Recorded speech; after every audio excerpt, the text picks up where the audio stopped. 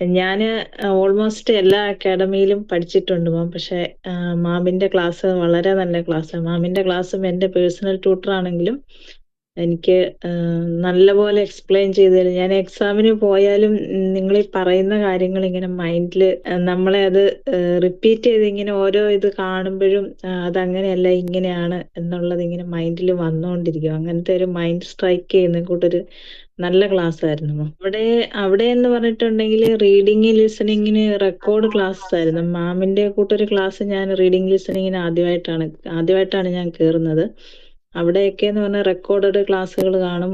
ഒരു മെറ്റീരിയൽ ഇങ്ങനെ എക്സ്പ്ലെയിൻ ചെയ്തു. പക്ഷെ മാം പറയുന്നതിൽ ഓരോ മലയാളത്തിൽ എക്സ്പ്ലെയിൻ ചെയ്ത് ഇങ്ങനെ വായിച്ച് അതിങ്ങനെയാണ് വായിക്കുന്നത്, അതിങ്ങനെയാണ് മനസ്സിലാക്കി. മീൻസ് നമ്മൾ ഇംഗ്ലീഷിൽ ഇങ്ങനെ വായിച്ച് ഓടിച്ചു പോകുമ്പം ഉള്ള മീനിങ് ആയിരിക്കില്ല നമ്മൾ അത് നിർത്തി ആലോചിച്ച്. അതൊക്കെ നല്ല ഇതാണ് മാം. അങ്ങനെ ഞാൻ എക്സാമിന് അങ്ങനെ തന്നെയാണ് ചെയ്തത്.